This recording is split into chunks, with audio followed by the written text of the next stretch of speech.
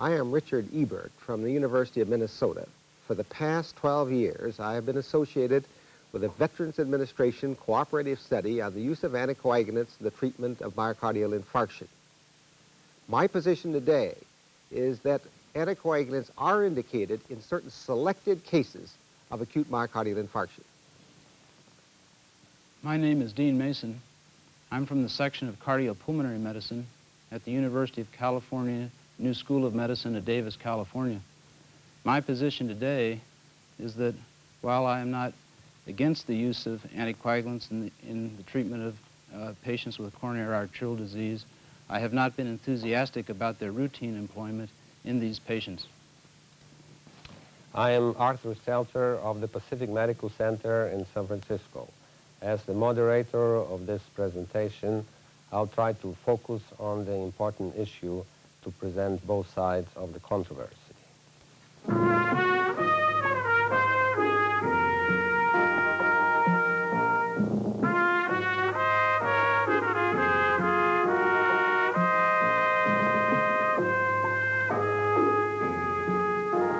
Welcome to the exploration of concepts and controversies in modern medicine, one of a series of programs dedicated to examining the uncertain, candidly recognizing that much of today's teaching is necessarily based upon opinion, and that the opinions of eminent physicians in a given field vary widely.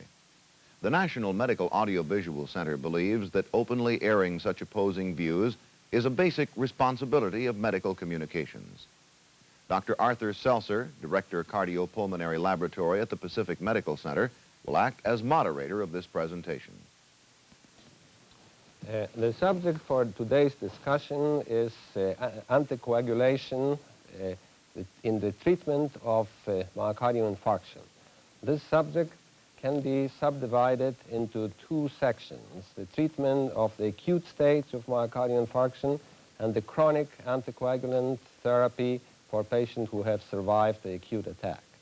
The objective in the acute myocardial infarction is the prevention of the specific complications that develop in myocardial infarction, primarily intramural thrombi with systemic embolization and peripheral thrombi with pulmonary embolization. The chronic stage has an entirely different objective, since recurrent myocardial infarction is to a large extent caused by intracoronary arterial thrombi forming coronary thrombosis. Anticoagulant treatment sets as its objective the prevention of recurrent myocardial infarction. The objectives of this treatment is very well taken. However, the controversy is based on 2 points. One is, are we sure that the anticoagulant treatment actually can fulfill this objective? And the second, is the risk of this therapy justifiable? One can furthermore bring out the point that this is preventive therapy, not treatment of existing disease, but prevention of future complication.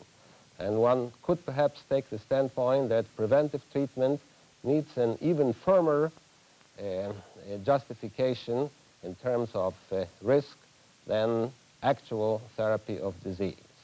I will now introduce Dr. Richard Ebert, who will take the positive stand on this issue.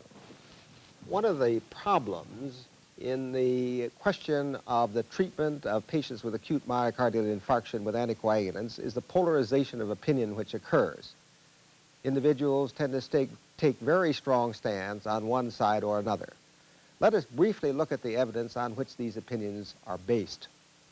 There have been several large-scale studies of the use of anticoagulants in the treatment of acute myocardial infarction. The recent studies have not shown a difference in mortality between the treated and the untreated group. This in no way proves that there may not be a small difference, but this difference is not easily demonstrable. On the other hand, there is clear-cut evidence that therapy does reduce the incidence of thromboembolic phenomena in acute myocardial infarction. We are speaking now both of pulmonary emboli and systemic emboli. The last are particularly important because of the devastating effect of these emboli.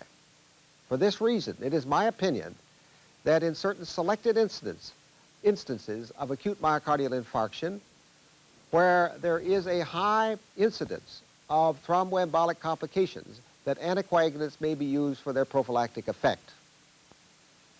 The situation in the instance of long-term use of anticoagulants following acute myocardial infarction is even more complex. Let us look at the study done by the Veterans Administration Cooperative Group. This study was carried on for over 5 years and involved approximately 740 patients. You will note that the survival of the treated group is better than the survival of the untreated group at 2 years. This difference is statistically significant. However, when we follow these patients out to 5 years, we find no difference in the survival between the treated and untreated group. Thus, there is evidence that during the first 2 years following acute myocardial infarction, anticoagulants do produce a modest reduction in mortality. This is confirmed by a number of other studies which have been done in various countries throughout the world. Dr. Dean Mason will now present the opposing standpoint. Dr. Mason. I think that it's important to point out at the beginning that there appears to be a fundamental difference between the genesis of arterial thrombi and venous thrombi. It's now clear, I think, that platelet deposition begins the formation of arterial thrombi, and that venous thrombi are more related to fibrin clots. Thus, perhaps there is at least fundamental reason not to have great expectations for anticoagulants to reduce the formation of arterial thrombi. Now, when one looks at the use of anticoagulants in acute myocardial infarction, I certainly would agree that the studies overall have not shown a decrease in mortality rate between treated and untreated patients. I think initially there was great hope that perhaps mortality was diminished by the use of anticoagulants, but more recently some large studies, a Danish study and perhaps also a recent British study, have shown that mortality rate has not been reduced. So results are conflicting and somewhat confusing in regards to mortality rate in acute myocardial infarction. I think it's also clear, and I would agree, that all of the studies have generally shown a decrease in thromboembolic phenomena, both venous and systemic embolic phenomena, and this is important. In interpreting these facts for the treatment of patients, in my opinion, I have not routinely used anticoagulants in patients with acute myocardial infarction, but have reserved them for those patients who require bed rest for a number of days. It's been our practice in patients with so-called good risk patients who have no evidence of heart failure or problems with arrhythmia or hypotension to get them up relatively early. This is opposed to the traditional view that several days of bed rest are required, and bed rest is terminated after the second or third day, and then they're gotten up to chair rest. I feel that this maneuver takes the place of the routine use of anticoagulants to prevent both venous and systemic thromboembolic phenomena. I would emphasize again, though, that I would use anticoagulants in so-called bad risk patients who will require bed rest for several days, these being patients with heart failure and arrhythmias generally. Now, when one turns to the use of anticoagulants in patients, the chronic use of anticoagulants in patients to prevent perhaps the recurrence of myocardial infarction and reduce mortality rate prophylactically, I think perhaps there's more controversy in this area.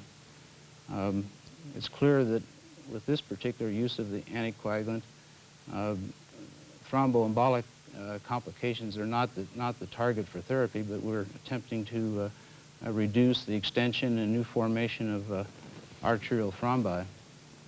I think that when one looks at all of the studies that have been done, the overall view is that in certain selected patients, there is a borderline, perhaps of significance, in the reduction of recurrence of myocardial infarction in certain age groups, particularly those less than 60 or 55 years of age. There have been perhaps more studies on the positive side of the ledger than on the negative side. The Veterans Administration study that Dr. Ebert has been associated with is perhaps the champion study showing the benefits of reducing mortality rate and preventing recurrence of myocardial infarction. There have been studies, though, that have not shown this, and this, I think, has led to confusion in terms of the overall view. My interpretation of these findings has been not to routinely use anticoagulants in patients who have had myocardial infarction for prophylactic therapy because I think it's not yet clear whether there is any benefit derived, and if there is benefit derived, it appears to be relatively marginal to a selected group of patients for a short period of time. I think that, in my opinion, it's unlikely that anticoagulants really alter the fundamental process or processes underlying myocardial infarction. I think that there are a number of other factors that perhaps are more important, and thus I would place emphasis on these other factors and perhaps also on new approaches to therapy. I think that the one thing appears to be quite clear from both presentations, that there is no good evidence at the present time that we have demonstrated reduced mortality in the acute stage of myocardial infarction. So I think that perhaps I can interpret what the speakers say by indicating that there is a reduction of thromboembolic complication, non-fatal complication. Now, I'd like to ask Dr. Ebert whether he feels that this is a justifiable end for the routine use in every patient that has myocardial infarction. I would like to comment about the mortality. This is not the place to go into the mathematics of probability, and I'm not capable of doing so, but it should be recognized that with studies of 1,000 or so patients, that one cannot preclude there being a difference of 2 or 3% in the mortality between the two groups. I just wish to bring that out. But it's not a cure-all. That's obvious. Now, as far as the use of anticoagulants are concerned, I'm afraid that Dr. Mason and I are in grave danger of taking the same stand, and I'm afraid that that would do considerable damage to the program. But I, too, feel that anticoagulants in acute myocardial infarction should be administered to those individuals who are so-called high-risk patients. This was suggested by Rusick back around 1950, and I'm afraid his viewpoint is coming back again. Not afraid of it, but it looks as though his viewpoint is correct.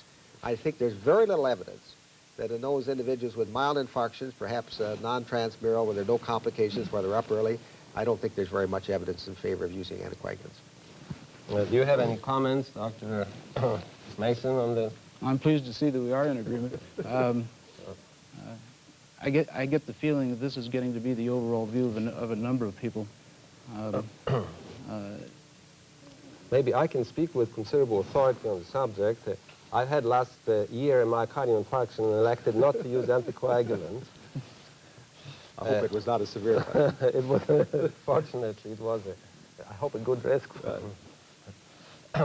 I think that perhaps we should therefore, and as much this phase of it seems to be in agreement, and I perhaps should mention that there are still many areas and some people who advocate the routine use, even in mildest possible case of anticoagulants. And I'm very glad to know that there is agreement on this point that it may not be really warranted with the evidence as it has presented itself now. One point I'd like to make, and that is that further studies are necessary to define that group in which anticoagulants should be used. We don't have enough knowledge now about prediction of thromboembolic complications. I think that the question of chronic anticoagulants represents an entirely different area, because here you take a relatively well person who commits himself for the rest of his life, or perhaps for a certain number of years, to take on anticoagulation, which carries a certain amount of risk and which may interfere with many other diseases that may develop. The evidence, as was pointed out by Dr. Mason, is controversial in the sense that the benefits are not as clearly indicated as one would want to know to convince everybody. I would like to perhaps ask a question by pointing out to some of the criticism which was centered on the whole problem by Sir John McMichael of England, and he has particularly shown a graph that indicates that taking all the known statistics on the treatment of survival, 5-year survival after myocardial infarction from every source, and that goes into thousands of cases in the pre-anticoagulant area, he has tried to fit the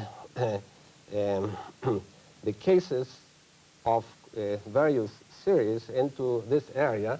And as you may see on the graph, it shows that all the control studies are outside the area of the known survival ratio, as if it were that patients who are control study do worse than the average, and the positive treatment is merely bringing it up to the average. Now, I have looked through your data, and your study also falls below this line as shown here.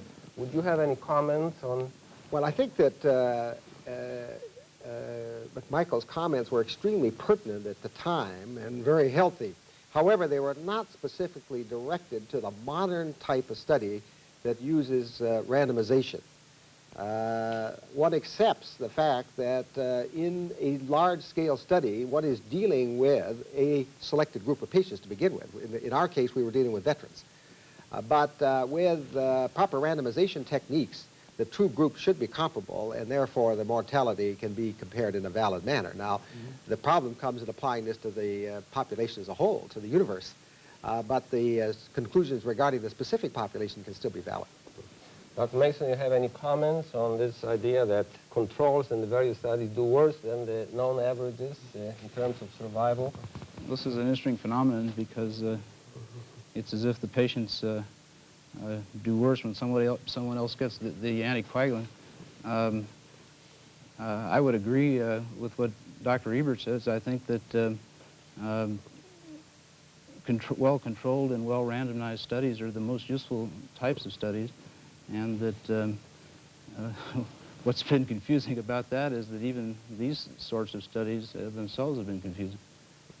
Perhaps I should ask you to comment on the study of the University of Oregon group with Dr. Seaman and Dr. Griswold, who have done a small group, but what they feel an extremely well-controlled study showing that there is no difference in survival. Would you like to say a few words about this? Well, this was an impressively controlled study that Dr. Sulzer refers to that was recently reported. It examines 3 groups of patients, one receiving anticoagulants, another one not receiving anticoagulants, but done in a double-blind fashion so that neither the physician nor the patient knew whether he was getting anticoagulants, and then there was a 3rd known control group. And it was of interest that these investigators did not find any benefit from prophylactic anticoagulation in regards to mortality rate or recurrence of myocardial infarction or in any other area. This is of interest when this is compared to the very, very well-done study carried out by the Veterans Administration, which employed a great deal more patients, and therefore the evaluation for significance was perhaps more meaningful. I think that these 2 studies represent the 2 good studies that we now have on either side of the fence. And Dr. Ebert, would you like to comment, as you know, the Portland group feels that a small, well-controlled group of patients perhaps represent a better population than the larger, where you cannot have the same type of control. It should not be forgotten that the overall conclusions of the Portland group did not really differ from ours. If you remember, in the Veterans Administration study, the overall mortality for the whole study was no different in the anticoagulant-treated group and those not treated. They found the same thing. Now, we demonstrated a difference at 2 years, which did not persist until 5 years, and in their recent article, they pointed out that their numbers were not large enough to demonstrate that difference. If it did exist, assume it existed, they still couldn't demonstrate it. There's one thing in your study that puzzled me, and that is that as in your graph that was shown earlier, you've shown that they separate, but they come together at the end of, say, 4 or 5 years.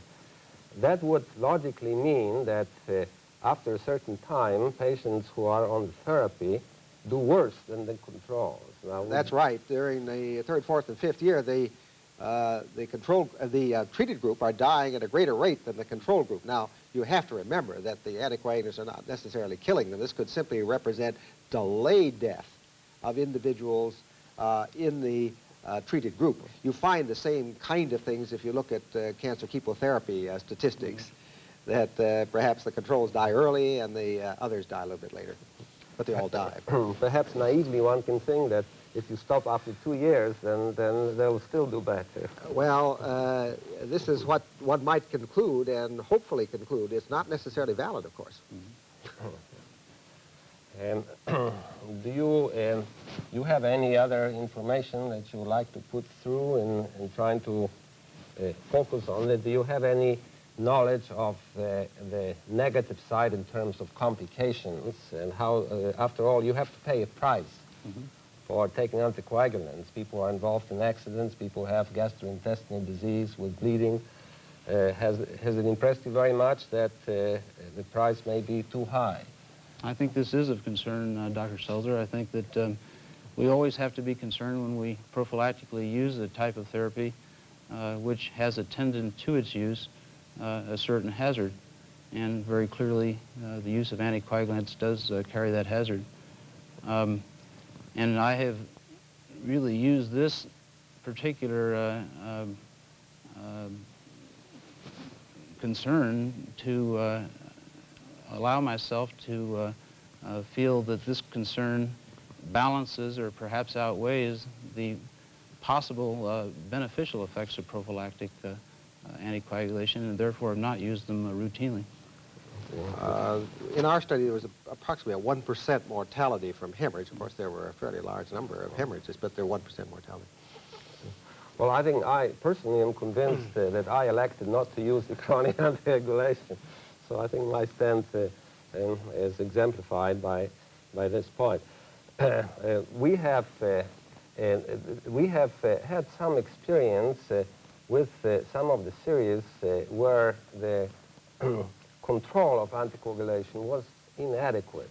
In other words, it is to be effective, you have to really have the situation under control. Have you encountered any difficulty in controlling these patients? Well, we ultimately developed a fairly sophisticated group.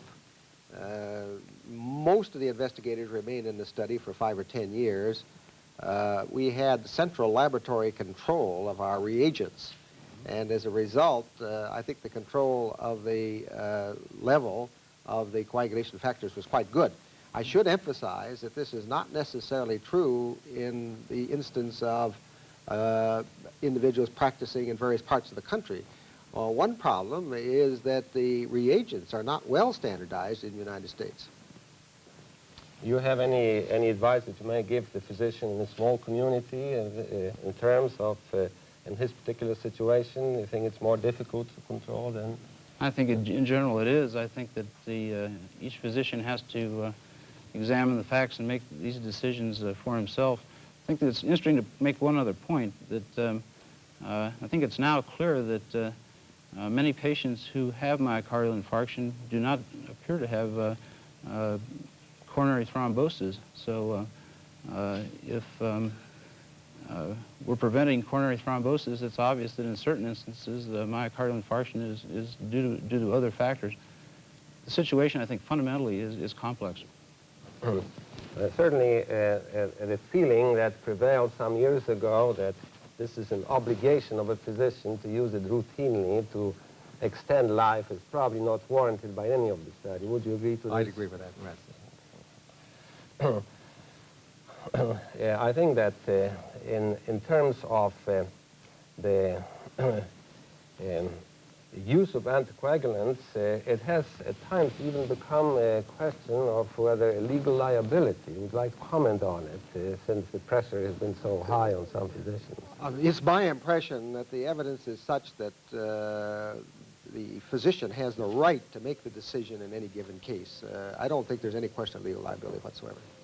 Have you been under pressure from patients who want to have it done because they've read that this is such a good treatment? Does it happen to you in your own? Not often, and generally when all of the facts pro and con are presented to them, this no longer exists.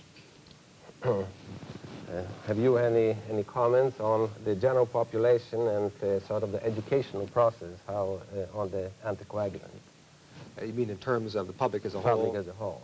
Well, the problem is so complex that I don't feel strongly that the public should be informed in depth in this area. But they are, whether we want it or not. I think that in summarizing this panel, it is quite clear that perhaps the controversy is not as broad as one might imagine. I think the agreement has been among the two speakers that in acute myocardial infarction, the acute stage, mortality in the acute stage is not influenced, but the prevention of serious complications could be averted, and that would justify the use of anticoagulants in patients who are the most likely to have these complications, what is often referred to as the poor risk patient. On the other hand, on the chronic stage, the claims are not very sweeping to the fact that the life expectancy of patients who recover from myocardial infarction is prolonged, but rather that in certain group of patients there is a slight difference between the treated and untreated patients, and even this slight difference among some groups cannot be demonstrated. Thank you very much.